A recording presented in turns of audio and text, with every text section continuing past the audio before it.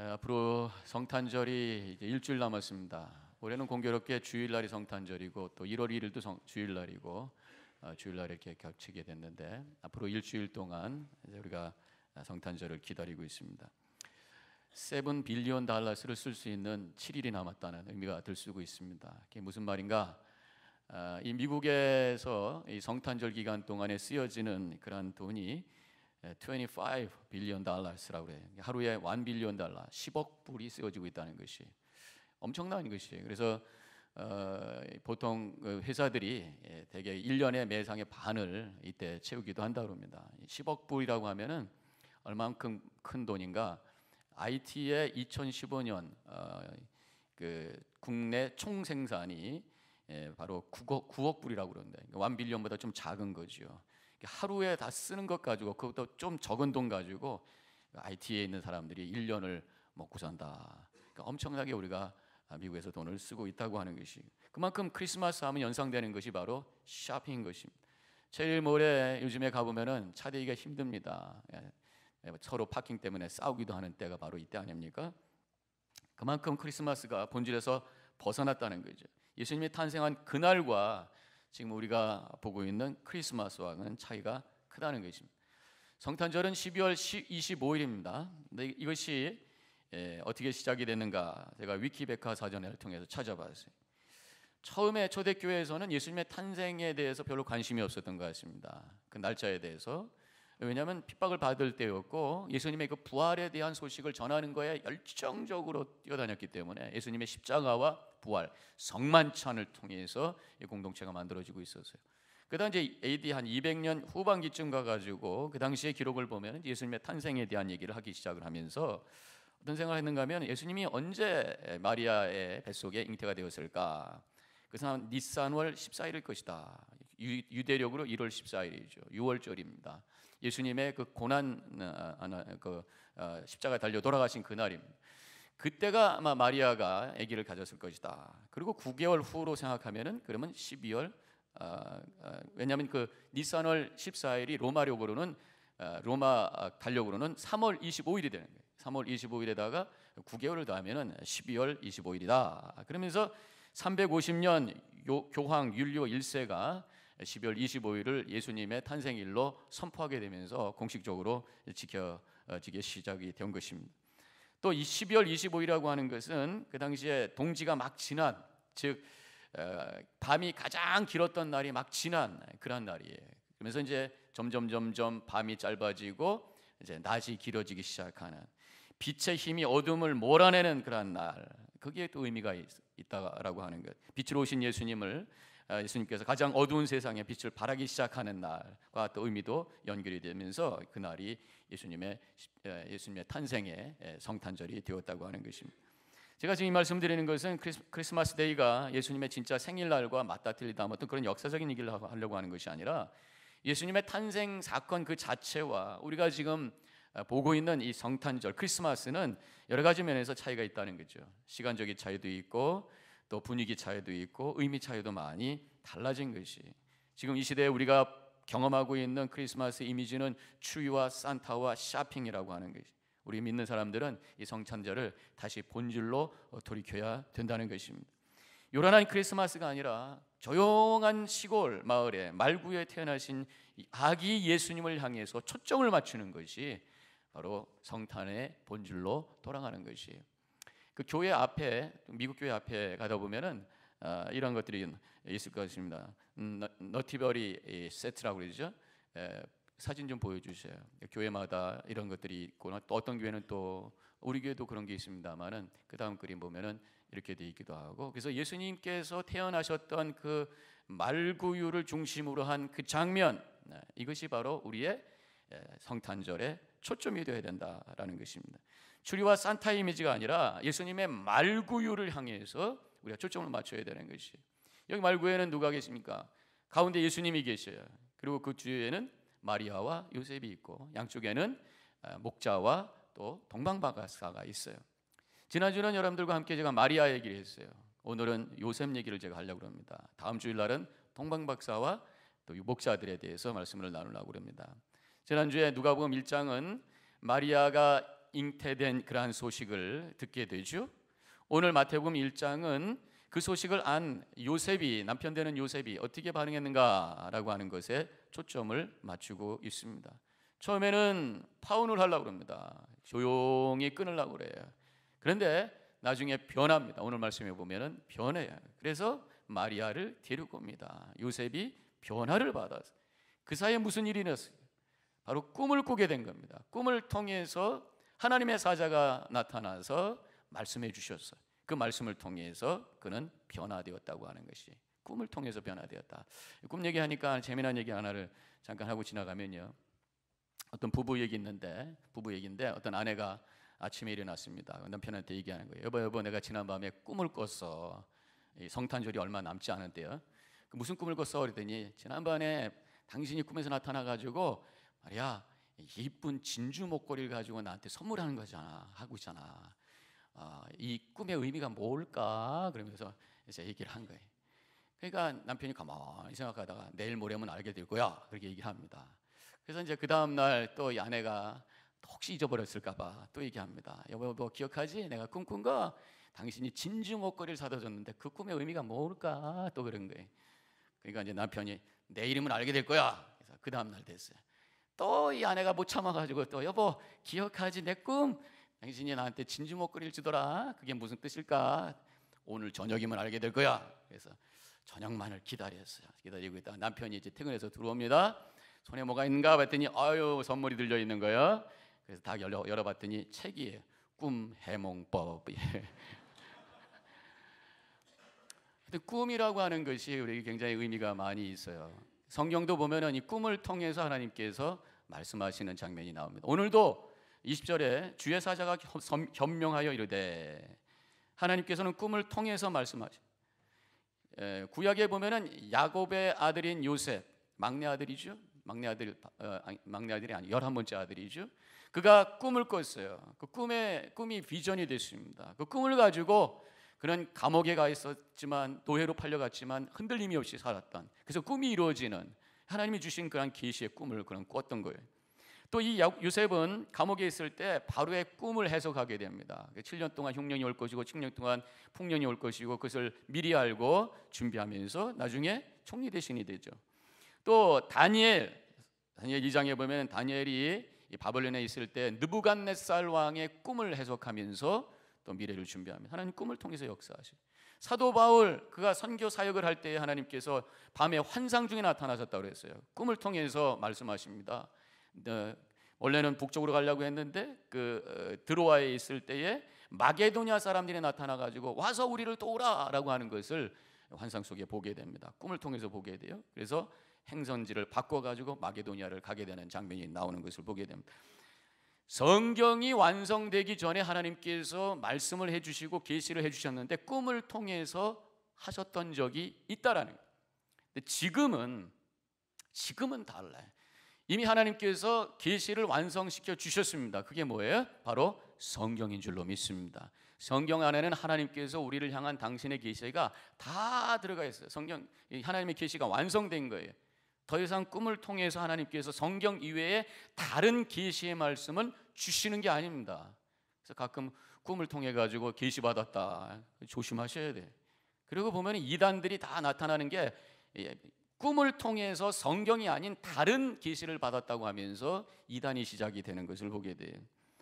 지난 몇 주 전에 제가 말씀드렸던 이 다미 선교에서도 어린 학생들이 환상과 꿈을 통해 가지고 1992년에 예수님 오신다고 하는 것을 들었다는 거 아니겠어요? 그러면서 사람들이 그걸 믿게 되고 쫓아다니면서 이단이 되고, 그날 아무 일도 아니라 나방 한 마리 올라가는 거 가지고 휴거한다 이 소리나 하고 앉아있는 그런 상황이 되었다는 것을 보면 얼마나 어리석은가라는 생각이 듭니다. 이제 하나님께서 우리에게 주시는 꿈은 차원이 달라요. 이제 하나님께서 우리에게 주시는 꿈은 말씀을 통해서 성령의 감동으로 미래의 새로운 비전을 보는 것, 하나님께서 이루실 하나님 나라, 성경에 근거해 있는, 성경을 통해서 우리에게 주신 그런 미래에 대한 그림, 이런 것이 바로 우리에게 주시는 꿈이, 요엘서 2장에 성령이 임하시면 꿈을 보고 환상을 볼 것이다 그랬습니다. 그 꿈을 가지고 미래를 향해 살아나가, 이것이 바로 우리의 믿음의 여정인 것이에요. 자, 오늘 저희가 여러분들과 말씀을 나누기 원하는 것은 하나님께서 요셉에게 주셨던 그 꿈, 요셉에게 주셨던 그 직접 계시가 성경에 이제 기록되어 있어요. 이제 그것이 이제는 우리에게 주시는 하나님의 메시지라는 거죠. 요셉에게 주셨던 이 꿈의 이야기를 통해서 우리에게 지금 주시는 하나님의 말씀이 뭘까라는 것을 여러분들과 함께 나누기를 원합니다. 오늘 저는 거기서 세 가지 메시지를 찾아봐요. 첫 번째로는 너는 귀한 존재다. 하나님께서 우리를 향해서 각자 이 자리에 있는 여러분들을 향해서 너는 귀한 존재다라고 하는 메시지를 해주시고 계십니다. 요셉을 향해서 20절에 이렇게 부르십니다. 다윗의 자손 요셉아. 당시에는 그 라스네임이 없어요. 성이 없습니다. 유대인들의 이름에는 성이 없어요. 지금 모르겠습니다. 당시에는 그랬어요. 그래가지고 그 이름을 부를 때는 그 아버지의 이름을 붙여서 누구의 아들 누구 이렇게 불렀단 말이죠.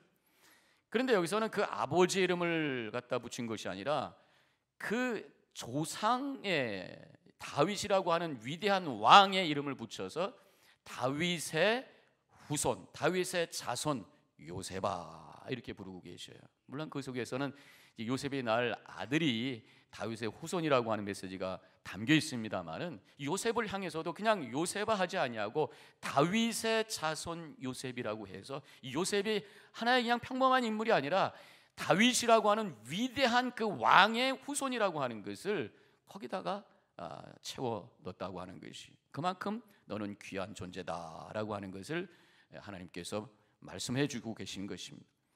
저는 우리 하나님께서 우리를 부르실 때도 그냥 이름만 부르실 것 같지 않아요.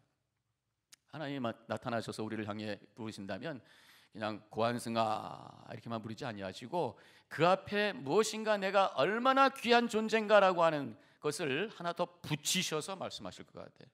그래서 뭐라고 하실까? 두 가지 생각을 해봤는데 한 가지는 이렇게 말씀하실 것 같아요. 나의 사람 고한승아, 나의 사람 고한승아. 근거는 이사야 43장 1절에서 나옵니다. 내가 너를 구속하였고 내가 너를 지명하여 불렀나니 너는 내 것이다 그렇게 말씀하신 적이 있어요. 하나님께서 우리를 향해서 너는 내 것이다, 너는 내 사람이다. 하나님의 것이라고 했을 때 단순히 소유물이다 그런 차원이 아니죠. 하나님께서 나를 책임져 주신다네. 내가 하나님의 사람이 되었다고 하는 건 뭐예요? 하나님은 내 편이 되어 주시고 나를 지켜주시고 나를 책임져 주신다라는. 그래서 나는 그만큼 귀한 존재라고 하는 것이 그 속에 담겨 있다고 하는 것이. 또 한 가지의 호칭이 있을 것 같습니다. 하나님께서는 저를 부르실 때 나의 아들 고한승아 그러실 것 같아요. 그 근거는 요한복음 1장 12절입니다. 영접하는 자 곧 그 이름을 믿는 자들에게는 하나님의 자녀가 되는 권세를 주셨으니 그랬어요. 이 자리에 있는 분들 다 예수님을 영접하신 분이죠. 이 자리에 있는 분들 다 예수님 믿는 분들이란 말이죠. 예수를 나의 그리스도로 고백하고 믿음으로 나아가는 자들에게는 하나님의 자녀라는 그러한 특권을 허락해 주신다고 말씀하셨기 때문에 우리를 향해서 내 아들, 우리를 향해서 내 딸 누구야? 라고 하면서 우리를 불러주실 것이라고 하는 것이에요. 우리 부모가 누구냐? 우리가 성장하면서 성인이 되면 좀 다른 문제입니다만은 어렸을 때는 그 부모가 누구냐에 따라서 그 아이에 대한 어떤 그 가치라든가 판단이 바뀌는 거잖아요. 그 아버지가 왕이면 왕자가 되는 거예요. 그 아버지가 대통령이면 대통령의 딸 아들이 되는 거예요. 그렇게 되면은 그 사람의 어떤 그 위치와 힘과 가치가 달라지는 거잖아요. 트럼프가 대통령이 되셨어요. 트럼프 대통령이 되셨어요. 그 자녀들 달라지잖아요. 이방카 지금 그 맏딸 퍼스트 레이디처럼 취급을 한다는 그런 얘기도 있습니다만, 그래서 그거 가지고 또 이런저런 설왕설래가 있습니다만은 아버지가 대통령이 됐기 때문에 그 자녀들은 특별한 사람이 또 되는 거란 말이죠. 하물며 대통령의 자녀가 되었다고 그들에게 힘이 생기고 특별한 존재로 대접받기 시작한다면 하물며 하늘을 창조하시고 우주를 창조하시고 천지를 창조하시는 그 하나님께서 우리의 아버지라고 한다면 우리는 얼마나 귀한 존재인가 믿으시기를 주님의 이름으로 간절히 축원합니다. 잊어버리지 마시고 기억하세요. 내가 흔들릴 때마다 우리가 어떤 때는 열등감에 빠질 때 있죠. 나는 왜 이거밖에 안 돼? 내 능력은 왜 이거밖에 안 돼? 왜 나는 여기가 작아? 그럴 때마다 나만 볼 것이 아니라 내 아버지가 누군가, 나를 향해서 내 아들이다, 내 딸이라고 말씀하시며 내 이름을 부르고 계신 주님의 음성을 들으시기를 주님의 이름으로 간절히 축원합니다. 두 번째로 오늘 이 꿈을 통해서 주신 말씀 속에 또 한 가지 메시지는 두려워하지 말라는 메시지를 받게 됩니다. 20절 뒷부분에 내 아내 마리아 데려오기를 무서워하지 말라, 요셉에게 그렇게 말씀하고 있어요. 무서워하지 말라는 건 뭐 두려워하지 말라는 말씀도 있을 수 있고 걱정하지 말라는 말씀도 될 수 있습니다. 왜 두려워하지 말라고 했을까? 왜 무서워하지 말라고 했을까? 지금 요셉의 입장에서는 약혼한 여자, 한 번도 같이 지낸 적이 없는 그 여자가 갑자기 아기를 가졌단 말이죠. 누구의 아기인지를 모르는 거예요. 이게 밝혀지면 얼마나 참 수치스럽고 여러 가지 충격적인 일이 일어날까 생각할 수가 있습니다. 지금 이걸 이혼을 해야 되는데, 파혼을 해야 되는데 그 다음에 일어날 일에 대해서도 걱정이 될 수도 있어요. 여러 가지 걱정과 근심과 미래에 대한 불확실성 때문에 와지는 두려움이 지금 요셉에게 있는 거란 말이죠. 그때 주님께서 말씀하시기를 무서워하지 말라, 두려워하지 말라 말씀하고 계시는 것입니다. 우리 인생을 가만히 되돌아보도 미래에 대한 불확실성 때문에 걱정과 근심과 두려움이 있을 때가 있습니다. 연세가 드시는 분, 나이가 점점점 들면서 여기도 아프고 저기도 아프고 자꾸만 몸에 고장이 생기죠. 이렇게 내가 아프다가 건강의 문제 때문에 앞으로 어떻게 될 것인가 걱정할 수가 있습니다. 또 나이가 들어가면서 이제 은퇴가 얼마 남지 않은 분들도 있을 수 있어요. 내가 은퇴 후에 요새 오래 산다고 그러는데 어떻게 살까? 돈도 벌지 않으면서 어떻게 살까? 제대로 준비되지도 않았는데, 이런 염려도 있을 수가 있습니다. 또 이 자리에 우리 젊은 부부들이 있습니다.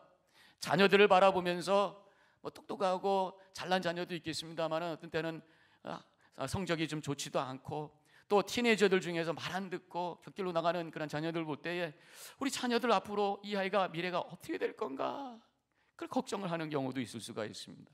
또 직장생활 하시는 분들, 내가 이 직장에서 내 꿈과 비전을 앞으로 다 발휘할 수 있을까? 내 능력을 다 발휘할 수 있을까? 이 비즈니스가 계속해서 튼튼하게 계속해서 나갈 수 있을까? 여러 가지 미래에 대한 걱정이 있을 수 있어요. 세상을 봅니다.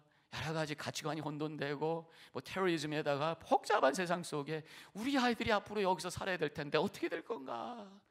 염려되는 일들이 한두 가지가 아니에요. 생각을 해보기 시작하면 두려운 일들이 한두 가지가 아니에요. 그때마다 주님의 음성을 들으시기 바랍니다. 두려워하지 말라는 주님의 음성, 사람의 소리가 아닙니다. 하나님의 음성을 들으시길 주님의 이름으로 간절히 축원합니다. 우리가 걱정, 근심이 있고 여러 가지 문제가 있을 때 많은 사람들이 위로하죠. 괜찮아, 걱정하지 마. 물론 공감해 준다고 하는 의미에서 참 고마워요. 위로가 됩니다. 그렇지만 여전히 그 문제는 그대로 있는 거예요. 왜냐하면 그분이 책임져 줄 수 있는 건 아니니까. 그러나 사람이 아니라 우리 하나님께서 이 세상을 창조하시고 우리의 삶의 모든 것을 주관하시는, 미래를 책임지시는 하나님께서 우리에게 두려워하지 말라, 그 음성은 우리의 모든 문제를 이길 수 있는 능력이 되는 줄로 믿으시기를 바랍니다. 주님께서 이 사자를 통해서 요셉에게 두려워하지 말라라고 하는 것은 그냥 말뿐이 아닌 거예요. 그 이유가 있는 거예요. 그 이유는 뭐였습니까? 바로 소망의 소식이 있기 때문에, 희망의 빛이 있기 때문에, 바로 예수 그리스도가 탄생하실 것 때문에, 하시기 때문에, 구원자가 오시기 때문에, 하나님의 구원의 구체적인 역사가 시작이 되기 때문에 두려워하지 말라라고 말씀하시는 그 음성, 우리 모든 특별히 이 성탄절에 예수 그리스도를 기다리는 이때에 주님께서 주시는 그 귀한 음성 들으시고 소망 가운데 나가시기를 주님의 이름으로 간절히 축원합니다. 세 번째로, 그래서 결국 우리가 들어야 될 메시지는 예수님이 오신다는 얘기예요. 구원자가 오신다는 얘기예요. 21절에 요셉에게 하신 말씀을 함께 읽도록 하겠습니다. 다 같이 읽겠습니다. 아들을 낳으리니 이름을 예수라 하라. 이는 그가 자기 백성을 그들의 죄에서 구원할 자이심이라. 지금 네가 그 아내 때문에 걱정하고 있지 않느냐, 요셉에게 말씀하는 거예요. 그렇지만 걱정하지 말라는 게, 그 앞으로 태어날 아이가 메시아다. 다른 남자의 아기가 아니라 하나님의 아들로 이 땅에 메시아로 오실 예수다. 그러면서 말씀해 주시는 것이, 걱정과 근심으로 묶여 있지 말고 예수 그리스도를 봐라라는 거죠. 우리가 문제를 보면 문제는 점점 더 커집니다. 문제만 초점을 맞추면 나중에 문제 밖에 안 보여요. 우리 믿는 사람들은 문제 말고 봐야 될 게 있습니다. 바로 예수 그리스도인 줄로 믿습니다. 그래서 우리의 사고가 두 가지의 방향이 있습니다. 수평적인 방향이 있어요. 수평적인 방향이라는 것은 앞을 보고 뒤를 보고 옆을 보는 거잖아요. 앞을 보니까 잘 안 보여요. 두려워요. 뒤를 보니까 후회가 돼. 옆을 보니까 사람들 때문에 체면 차려야 돼요. 오른쪽을 보니까 그 사람 때문에 마음이 아파요. 이 수평적인 것은 사람과 환경과 그런 미래와 그 다음에 과거, 이게 수평적인 이 사고 속에 있다 보면은 걱정과 근심에서 우리가 묶일 때가 많이 있어요. 그러나 우리 믿는 자들에게는 또 한 가지의 차원이 있습니다. 바로 수직적인 차원의 사고의 길이 있다고 하는 것이, 저 높은 곳을 바라보시기 바랍니다. 하나님을 바라보시기 바라겠습니다. 하나님의 말씀을 바라보시고 영원한 천국을 바라보시는 거예요. 높은 곳을 바라보고 또 그 다음에 깊은 곳을 보게 됩니다. 내 내면의 깊은 곳을 보게 돼요. 믿지 않는 사람들도 내면의 깊은 곳은 봐요. 저는 그렇게 생각합니다. 믿지 않는 사람들이 내면의 깊은 곳은 그냥 껌껌할 것 같아요. 뭔지 모를 거야. 난 내 마음 나도 몰라죠. 그러나 우리가 하나님을 믿고 높은 곳을 바라보고 하나님을 향해서 생각할 수 있는 믿음으로 주님을 바라보는 사람은 내 자신을 바라볼 때 깊은 곳에서 주님을 만나게 되는 줄로 믿습니다. 그래서 깊은 곳, 내면의 깊은 곳을 찾아 들어갈 때 거기에 평화가 있어요. 높은 곳을 향해 올라갈 때 거기는 소망이 있고 비전이 있는 거예요. 이런 수직적인 사고를 하면서 살아나갈 때에 수평적인 사고에서 와지는 걱정과 근심은 사라지고 그래서 소망이 생기고 비전이 생기고 승리의 삶을 살게 되는 줄로 믿으시기를 바랍니다. 오늘 이 요셉에게 하신 말씀은 요셉에게 예수를 낳을 것이라고 말씀하셨는데, 이것은 앞으로 구원자가 오신다는 소망의 메시지와 더불어 내 부부를 통해서 하나님의 위대한 구원의 역사가 이루어질 것이다 라고 하는 그러한 말씀이 있습니다. 내 인생에 가치가 있을 것이다 라는 그런 말씀이, 걱정과 근심을 두려움을 이길 수 있는 또 한 가지의 우리 생각의 새로운 차원이 있습니다. 그것은 뭐냐면, 우리가 늘 생각하는 건 뭐냐면 내가 이게 필요한데 저게 필요한데 필요한 걸 찾아요. 필요한 것만 찾으면 늘 불만족하게 되어 있습니다. 필요한 거를 100%로 우리가 채울 수가 없어요. 채운 것 같으면 또 모자라, 채운 것 같으면 또 모자라. 필요한 것만 찾다 보면 불만 속에서 살 수밖에 없어요. 불행한 삶을 살 수밖에 없어요. 그래서 이제 우리의 생각이 무엇이 필요한가라는 생각에서 생각을 바꿔서 내가 어디에 필요한 존재인가라는 생각으로 바꿔보자 말이죠. 믿음이라고 하는 것은 내가 필요한 것만 찾아서 채우려고 하는 생각이 바뀌는 거예요. 믿음이라고 하는 것은 하나님이 나를 구원해 주시고 이제 하나님께서 나를 사용하시려고 하십니다. 하나님께서 나를 쓰시려고 하십니다라고 하는 것을 믿는 것이. 그래서 하나님께서 부족한 나를 이제 구원해 주시고 회복시켜 주시고 하나님의 은혜의 통로로 구원의 역사의 한 모퉁이를 채우는 존재로 사용해 주신다고 하는 것을 깨닫고, 하나님 나를 사용하여 주옵소서. 내가 하나님 나라의 귀한 사역을 위해서, 하나님의 구원 사역을 위해서 무엇을 하오리까? 어떻게 내가 쓰임 받겠습니까? 이러한 마음을 가지고 우리가 살아나갈 때에 부족하지만 나를 통해서 다른 사람들에게 위로가 되고 다른 사람들에게 기쁨이 되는 그러한 삶을 살면서 우리의 그러한 어떤 축복을 체험할 때에 세상의 모든 문제를 이길 수 있는 능력이 우리 가운데 채워지게 됨을 믿으시기를 바랍니다. 오늘 꿈에서 이제 주의 사자로부터 예수님의 탄생할 것이라고 하는 말씀을 들은 후에 요셉이 깨어난 다음에 변화되었어요. 24절에 있는 말씀 이렇게 쓰여져 있습니다. 요셉이 잠에서 일어나 주의 사자의 분부대로 행하여 그의 아내를 데려왔으나 그랬어요. 그 전에는 조용히 마리아를 보내려고 그랬어요. 끊으려고 그랬죠. 파혼하려고 그랬습니다. 그런데 이번에는 마리아를 데리고 옵니다. 버리려고 그랬어요. 거절하려고 그랬어요. 그런데 이제는 품어줍니다. 용납합니다. 함께합니다. 마리아를 신뢰하게 되었어요. 그전에는 부정을 저지른 그러한 여자라고 생각했어요. 근데 꿈을 꾸고 나서 하나님의 음성을 듣고 나서 예수님의 탄생의 소식을 접하고 나서 마음이 바뀝니다. 마리아가 귀한 존재가 되었어요. 잘못된 존재, 버릴 수밖에 없는 존재라고 생각했던 그 마리아가 이제는 존경해야 될 존재, 축복해야 될 존재, 사랑해야 될 존재로 바뀐 거예요. 바로 이것이 요셉에게 일어난 변화라고 하는 것입니다. 바로 그것이 예수님을 기다리고 예수님을 믿고 예수님을 향해 소망으로 바라보는 사람들에게 일어나야 될 변화라고 하는 것입니다. 지금까지 내가 거절하고 외면했던 사람들을 향해서 마음이 열리기 시작하는 것이, 믿음으로 주변에 있는 사람들을 받아주고 인정해주고 축복해주는 그런 변화가 예수님을 기다리고 있는 우리들 가운데 일어나야 될 줄로 믿습니다. 가정에서 우리 남편과 아내 서로 바라보면서 내 기준으로 바라보면 부족해, 불만이 있어요. 서로 상처를 줄 때가 있습니다. 그러나 이제 주님을 바라보면서 빛으로 오신 예수님을 통해 새로운 소망을 주시는 은혜로 말미암아 서로를 기억해주고 하나님이 저를 귀하게 쓰시는 존재라고 하는 것을 기억하면서 사랑해주고 존경해주는 거예요.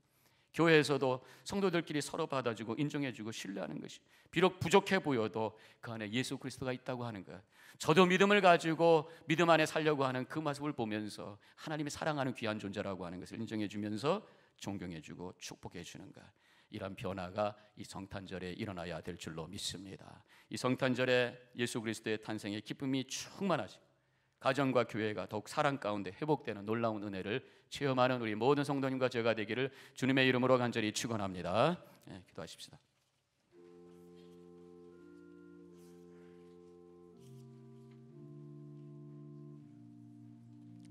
오늘 말씀을 잠깐 되돌아보시기 바랍니다. 너는 귀한 존재다. 두려워하지 말라. 구원자가 오신다. 예수님의 탄생을 기다리고 있는 우리들에게 주시는 귀한 하나님의 음성을 들으시고 주시는 평강과 은혜를 체험하시고 힘있게 미래를 향해 결단하시며 이 성탄절에 뭔가 우리 속에 새로운 변화, 바로 주변에 있는 사람들을 향해서 마음을 열고 축복하고 사랑을 나누는 그런 만남으로 변화되는 체험이 일어나도록 기도하시기 바랍니다. 잠깐 묵상 기도하겠습니다.